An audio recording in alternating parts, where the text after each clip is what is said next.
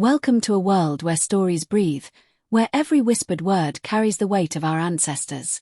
Here, we tell the untold, the struggles of the forgotten, the courage of the voiceless, and the truths that pierce deeper than any sword. This is not just a story, it is a journey into the heart of our people, where wealth, power, pain, and redemption meet. Today, you will hear the tale of a maid, whose simple words shook the walls of a rich man's house, and whose truth revealed the scars of an entire generation. Listen closely, for every moment will leave you changed. Before we unravel on today's story, please don't forget to subscribe, like and comment where you're watching from. You're watching the IFY Creative Pen, your sweet storyteller. The sun had just risen over the sprawling compound of Chief Adeyemi, the wealthiest cocoa merchant in the region. His mansion stood like a palace, with marble floors and golden gates, and inside it lived not only his family but also a quiet young maid named Amora. She had come from the village after her parents died, and though her hands were small and her back still tender, she worked like 3 people combined. Every morning, she swept the wide veranda, scrubbed the kitchen, polished the brass handles, and carried trays heavier than her own weight. Chief's wife, Madame Dupe, often shouted at her. The children tossed insults and leftovers at her. Yet Amora endured in silence, because her grandmother had taught her that silence sometimes keeps a person alive. But on one humid afternoon, when the chief returned from a meeting, angry and full of pride, he called Amora to serve him food. She hurried, trembling, carrying the steaming plate of jollof rice and peppered fish. Instead of gratitude, the chief lashed out. "Stupid girl! Can you not walk faster? Do you want me to starve in my own house?" His voice shook the marble walls, and his family laughed as if her humiliation was a form of entertainment. Amora froze. Her lips trembled. Her eyes burned with tears that refused to fall.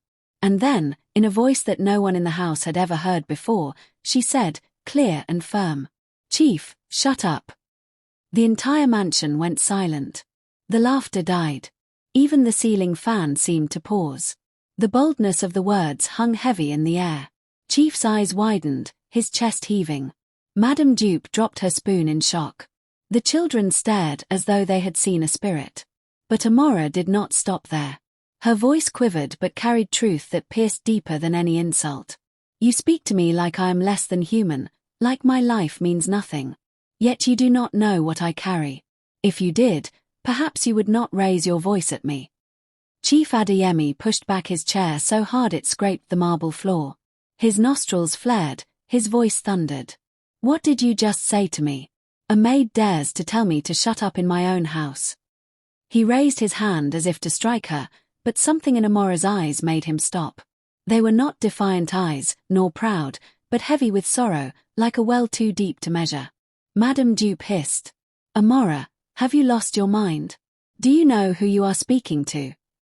The children giggled nervously, not sure whether to enjoy the drama or fear the silence that hung thick around them. Amora lowered the tray of food gently onto the glass table.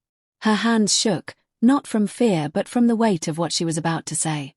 She dropped to her knees, not in submission but in desperation. "Chief," she whispered, her voice cracking, "you can insult me, you can call me names, but please, do not shout. Every time a man shouts like that, my whole body remembers the night my father died." The room stilled again. Chief's raised hand faltered, frozen in midair. Madame Dupe blinked. The children stopped moving altogether. Amora's voice grew softer, tears rolling freely now. "Bandits stormed our home one night. They shouted and roared like lions, tearing our house apart. My father tried to protect us, but their shouting was the last sound he heard before they killed him. Since then, every raised voice feels like another death to me." Her words fell like stones in a silent pond, rippling through the room. For the first time, Chief looked at the girl not as a servant, but as a human being.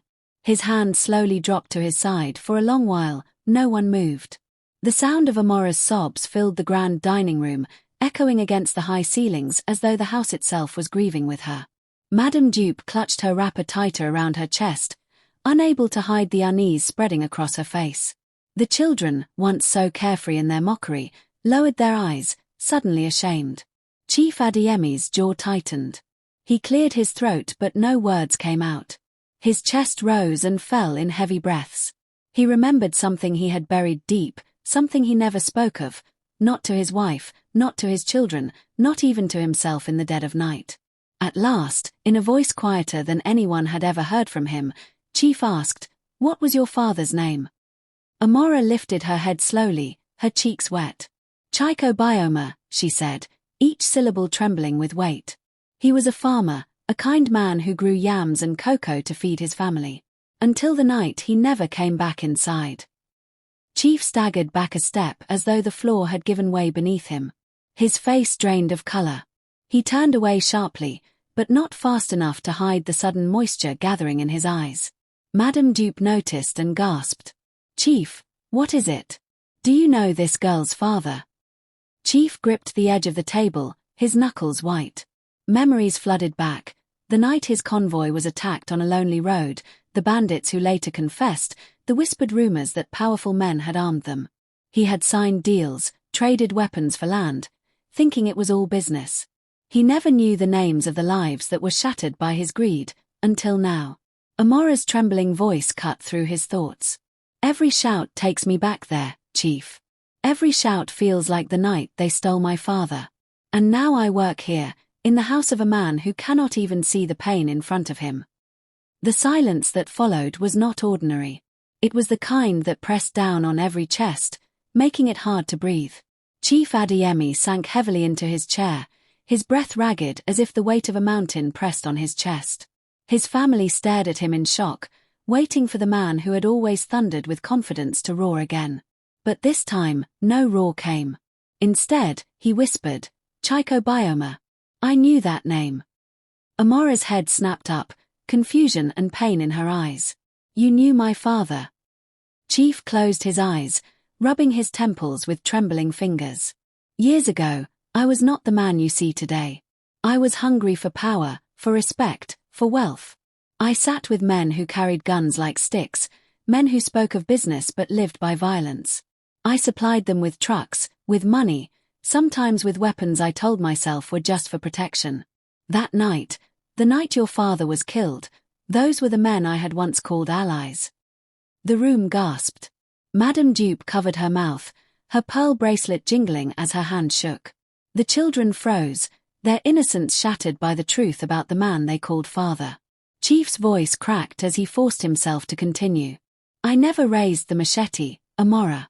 But I built the road that led them to your home. I may not have pulled the trigger, but my greed loaded their guns. And now, every day since, I have tried to bury that guilt under marble walls and gold gates." He lifted his eyes, raw with tears. "But today, your words tore open what I thought was sealed forever." Amora staggered back, her knees buckling beneath the weight of his confession. The pain she had carried for years twisted into something new: shock, rage, disbelief. "So the man I serve, the man who shouts at me like a dog, is tied to the death of the father I loved." Her voice rang like thunder in the silent hall. Amora's chest rose and fell in heavy sobs, but her tears were no longer quiet. They were wild, raw, and filled with years of buried pain. She pressed her palms to the cold floor and cried out, "Do you know what it means to watch your father's blood soak the earth? Do you know what it means to hear your mother wail until her voice broke, and then to bury her weeks later because her heart could not carry the weight of grief? And now, after all these years, I find myself scrubbing floors for the man whose hands, though clean, are stained with the shadow of it all." Her words pierced deeper than any whip.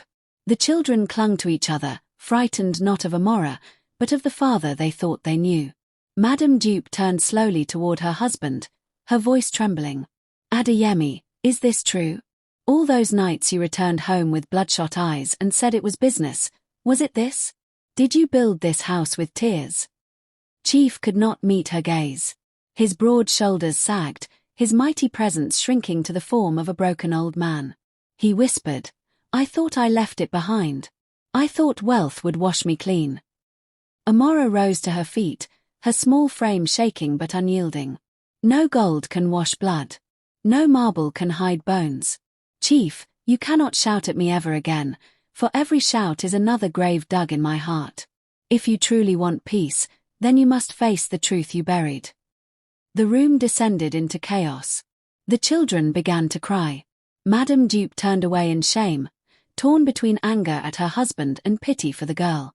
Chief Adeyemi bowed his head into his palms, his empire crumbling in the silence of his own dining room. The room felt like it had no air left. Even the ceiling fan seemed to spin slower, as though the house itself was suffocating under the weight of Amora's revelation. Chief Adeyemi, the man whose voice once commanded hundreds of workers and frightened lesser men, now sat with his head buried in his trembling hands. His shoulders shook, not with rage but with something foreign to his household, regret. Amora stood, her hands clasped tightly before her chest. She was shaking, but not from fear. The truth had given her a strength she had never known, a fire that refused to be dimmed. She looked around the room at the children who had mocked her, at Madame Dupe who had treated her like dirt beneath her feet, and finally at Chief, who sat crumbling before her. "For years," she said, her voice soft yet sharp, "I thought my life was cursed. I thought God had abandoned me. But now I see the truth, it was not a curse. It was greed. It was men who valued power over people, men who thought their actions would never find them." Chief lifted his head slowly. His eyes were red, swollen with tears, but still proud. "Amora," he whispered, his voice breaking, "what do you want from me? Do you want money? Land? A new house? Tell me, and it is yours." Amora shook her head, and a bitter laugh escaped her lips. "Money? Land? Do you think riches can replace the sound of my father's laughter? Can they bring back my mother's arms that once carried me? You cannot pay back the dead, Chief. You cannot buy back the years I spent serving strangers instead of living in my own home." Madame Dupe, who had stood frozen, finally found her voice. It was shaky, unsure, but laced with anger. "You mean all these years? We lived in a house built on the blood of innocent men. Adeyemi, what kind of man are you?" She turned to her children, her voice faltering. "What kind of legacy is this for you? Do you not see? The wealth we eat from is poisoned." The children began to cry louder, clinging to their mother. For the first time, they looked at Amora not as a maid but as someone whose life bore scars they could never imagine. Chief reached out a trembling hand toward Amora. "Then what do you want me to do? Tell me how I can make it right." Amora's eyes, wet with grief, locked on his. "You cannot make it right. But you can stop pretending. You can face the world and confess what you have done. You can stop building your empire on silence while others live with broken hearts. If you truly want forgiveness, it cannot come from me alone, it must come from every family who weeps because of the path you chose." Her words echoed like thunder. Chief fell to his knees before her, shocking everyone in the room. The man who never bowed, who never begged, lowered himself to the ground, pressing his forehead to the cold marble. "Then I will confess," he said hoarsely. "I will go before the people, before God, and speak of the blood on my hands. If it costs me my name, my business, even my freedom, so be it. I am tired of hiding." The confession struck the household like lightning. Madame Dupe gasped, unsure whether to believe him. The children sobbed, terrified of losing their father yet too shaken to defend him. Amora, watching him on the ground, felt a swirl of emotions, anger, sorrow, pity, and something she could not name. For a moment, silence reigned again. Then Amora spoke, her voice trembling but firm. "Confess, Chief. But know this, confession will not erase the past. It will not bring back the dead. It will only prove whether you truly desire to change or if this is another performance to ease your guilt." Chief nodded slowly, still on the floor. "Then watch me, Amora. Judge me by my actions, not my words."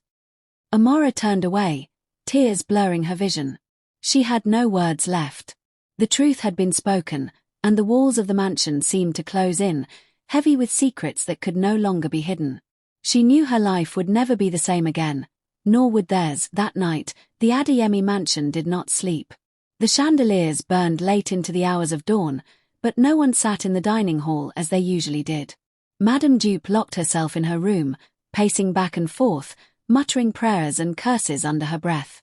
The children huddled together in silence, their young minds unable to process that their father, the man who had promised them everything, was also the source of another family's ruin. Amora lay on her thin mattress in the servants' quarters, staring at the cracked ceiling. Sleep refused to visit her eyes. Her chest felt both lighter and heavier at the same time. Lighter because the truth had finally broken through the silence, heavier because now she lived under the same roof with a man tied to her deepest wound. She whispered into the darkness, "Father, Mother, did I do right by speaking? Or did I only open scars that will never heal?" The next morning, the household moved like a wounded animal. The children avoided their father's gaze. Madame Dupe would not sit beside him at breakfast. Chief Adeyemi, once a man who commanded every corner of the house with his voice, now spoke in whispers, his eyes red from a night without rest. He looked at Amora when she entered to clear the plates, but he did not raise his voice, nor did he give orders. Instead, he stood up from the table and quietly picked up his own glass, carrying it to the sink. The children gasped. Never in their lives had they seen him do such a thing. Madame Dupe sneered. "So this is what you have become. A man who trembles before a maid." Chief did not answer. He only glanced at Amora with a look that was half shame, half plea. Amora froze, her heart pounding. The same man who once spat insults now moved like a broken branch in the wind. As days turned into weeks, the house shifted in ways no one could have imagined. The children, once cruel to Amora, began leaving food at her door. Madame Dupe, though still bitter, no longer barked commands at her. But the strangest change of all was Chief himself. He stopped attending the loud parties with wealthy men. He dismissed the bodyguards who shouted at villagers. He began to sit quietly on the veranda at dusk, staring into the distance, sometimes weeping when he thought no one was watching. But Amora watched. She saw him as both monster and man, someone who had destroyed her world, yet now sought a redemption she was not sure he deserved. Her heart wrestled between hatred and pity. At night, she still dreamt of her father's screams, but in the morning she saw Chief Adeyemi carrying his own plate to the kitchen, or asking after her health in a voice too soft for the man she once knew. The household had become a place of uneasy silence, as though all were waiting for the storm that was yet to break. For Chief had promised to confess, but confession was not a word whispered in a dining room. It was a fire that, once lit, would burn beyond the gates of his mansion and into the ears of the entire community. And Amora knew, deep in her bones, that when that day came, it would not only decide Chief's fate, it would decide hers too. Weeks later, word spread through the town that Chief Adeyemi had called for a gathering. Market women abandoned their stalls, hunters left the forest, and elders in flowing agbadas came with walking sticks polished by age. The great square was filled with whispers. What could the mighty chief want to say? When he arrived, the people expected another speech about wealth, another boast about cocoa harvests and new estates. But instead, they saw a man humbled, his once proud head bowed. At his side stood Amora, her presence a living reminder of the truth he carried. He raised his hand for silence, but his voice trembled when he spoke. "My people, I have lied to myself for too long. I built my empire on greed, and in my hunger for wealth, I made deals with men who shed blood to protect my interests. Innocent families suffered. One of them stands beside me now. Her father, Chiko Bioma, was a good man who died because of my choices." The crowd gasped, voices rising in disbelief. Some shouted in anger, others in sorrow. But Chief did not stop. "I come not to beg for sympathy but to beg for truth. If I must be stripped of all I own, let it be so. If I must face punishment, I will not run. Today, I confess so that my children will know the man I truly was, not the lie I hid behind golden gates." Tears welled in Amora's eyes, for she had never imagined he would speak so openly. The people murmured among themselves, some demanding justice, others marveling at the courage of his confession. The elders finally stood and declared, "The man who confesses his wrong is no longer who he was, but the wound he caused will always be remembered. Let his wealth be used to rebuild what he destroyed." From that day, Chief Adeyemi's mansion became a shelter for widows and orphans. His riches were given back to the community. And though Amora's pain did not vanish, her voice had broken the chains of silence that had bound her. She returned to the village one day, carrying baskets of food bought not with stolen wealth but with gifts from those who now respected her as more than a maid. And the people told her story to their children, so no one would forget. Moral lesson. No wealth gained through blood or greed can last. The cries of the innocent will always rise, and the truth will one day break through, no matter how high the walls of silence. True strength is not in riches or power, but in the courage to face one's wrongs and seek justice for those who cannot speak. Thanks for watching the IFY Creative Pen, your sweet storyteller. If this story touches you, please remember to like, comment, share, and subscribe, so you never miss the next tale that matters.